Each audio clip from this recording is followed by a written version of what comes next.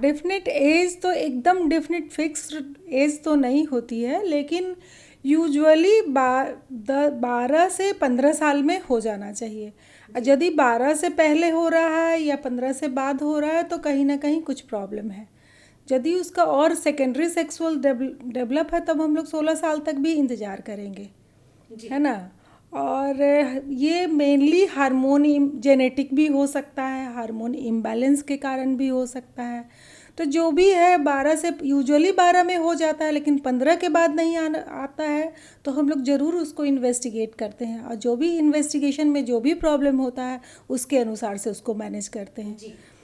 बहुत सारा कारण तो बहुत सारा हो सकता है, कि जैसे उसका जेनेटिक हो सकता है, कुछ ड्रग्स के कारण हो सकता है, कुछ उसके डाइट के कारण भी हो सकता है, ये सब भी कारण है। कुछ कुछ की नॉर्मल यूट्रस, कभी कभी यूट्रस भी नहीं है, ओवरी भी नहीं है, ऐसा भी हो सकता है। कभी कभी सब कुछ है लेकिन इम्परफोरेट है, मतलब वो बंद है, मतलब उससे जो निकलने का जो रास्ता है वेजाइना ब्लॉक है, तब नहीं हो सकता है। तो हम लोग को सबसे पहले 12 से 15 के बीच में आ गया तो ठीक है, अब 15 से ज़्यादा हो और सेकेंडरी सेक्सुअल डेवलप है तब तो हम लोग 16 से ज़्यादा के बाद इन्वेस्टिगेट करते हैं, जैसे ब्रेस्ट का enlargement, axillary hair, pubic hair, ये सब। और तब हम लोग 16 के बाद लेकिन इन्वेस्टिगेशन स्टार्ट करते हैं और उसके अनुसार से उसका मैनेजमेंट करते हैं। कई बार ऐसा होता है कि लड़कियों को 18 वर्ष की उम्र में भी पीरियड्स आते हैं, तो क्या इतने डिलेड पीरियड्स आने की वजह से प्रेगनेंसी के दौरान कोई कॉम्प्लिकेशन हो सकती है? नहीं, यदि सब कुछ हार्मोनल इम्बैलेंस नहीं है और ओवरी ठीक है, पूरा पिट्यूटरी मतलब ब्रेन से ही सब कुछ चैनल इंटैक्ट है, हाइपोथैलेमस पिट्यूटरी एक्सिस सब इंटैक्ट है, तो वैसा कुछ प्रॉब्लम नहीं हो सकता है, कोई बहाना। अभी आपने कहा था कि कुछ ड्रग्स की वजह से भी ऐसा हो सकता है कि पीरियड्स जो है डिले हो रहे हैं, तो मैं चाहूँगी ये एक पॉइंट जो है वो आप हमारे दर्शकों को थोड़ा विस्तार में समझाएं। हाँ, जैसे कुछ कुछ कोई कोई ड्रग्स है, जैसे कोई ड्रग्स लेती है, कोकेन है, ये सब है जो ड्रग्स जो लोग लेती हैं, इन लोग में डिले हो सकता है, है ना, ये सब हो सकता है।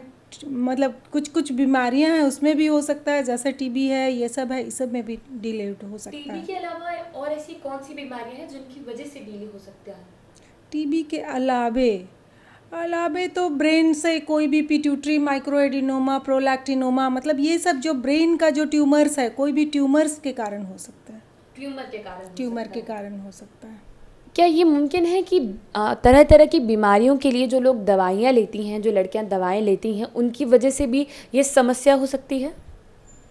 नहीं, यूजुअली नहीं। जैसे यूजुअल जो ड्रग्स है, काल्पो मतलब पैरासीटामोल है, ये सब कोई एनाल्जेसिक है, ये सब से ये सब नहीं हो सकता, नहीं।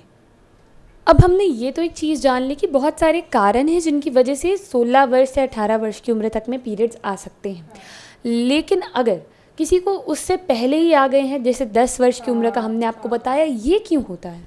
हाँ, ये भी फिर वही हार्मोनल इम्बैलेंस के कारण होता है। 10 वर्ष से पहले जिसको हम लोग अर्ली मेनार्की कहते हैं, अर्ली मेनार्की, ये सब सारे हार्मोन, डाइट और मेन हार्मोनल इम्बैलेंस के कारण होता है। ओबेसिटी, डाइट और ये सब पे डिपेंड करता है, अर्ली आ जाता है। अब एक आखिरी सवाल इस वीडियो के लिए मैं यही पूछना चाहूँगी कि क्या ये मुमकिन है कि किसी महिला को अपने पूरे जीवन के दौरान ही पीरियड्स ना हो? जीवन के दौरान पीरियड्स हो ही नहीं, मतलब स्टार्टिंग से ही नहीं हो, ऐसा हो सकता है, क्यों नहीं होगा। यूट्रस यदि एब्सेंट है, कंजेनाइटली जन्म से ही यूट्रस एब्सेंट है, तो उसको तो कभी नहीं आएगा, हम लोग कोई ड्रग्स से भी नहीं ला सकते हैं। जी, और उसके अलावा क्या कोई कारण मुमकिन है? अब ऐसा कुछ नहीं है, ऐसा तो नहीं है, बस एकदम ही हार्मोनी एक्सिस पिट्यूटरी ट्यूमर्स और ये सब है तभी, नहीं तो और क्या। यदि यूट्रस इंटैक्ट है और कंजेनाइटल एनाटोमिकली नॉर्मल है तो होगा ही, और एनाटोमी ही गड़बड़ है तब तो फिर नहीं होगा। जी, अब एक आखिरी चीज़ यही जानना चाहूँगी कि अगर किसी लड़की को 15 वर्ष के बाद पीरियड्स नहीं आ रहे हैं तो उनके पेरेंट्स को या उन्हें किस तरीके से डॉक्टर की सलाह लेनी चाहिए? क्या ज़रूरी सवाल है जो पूछे जाने चाहिए?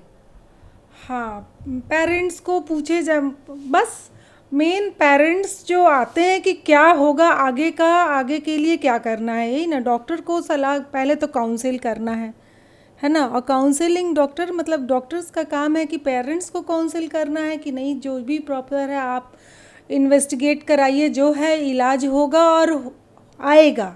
मेन पेरेंट्स को काउंसलिंग सबसे इम्पॉर्टेंट है, और पेरेंट्स को डाइट, एक्सरसाइज और ये सब के बारे में बताएंगे, समझाएंगे हम लोग।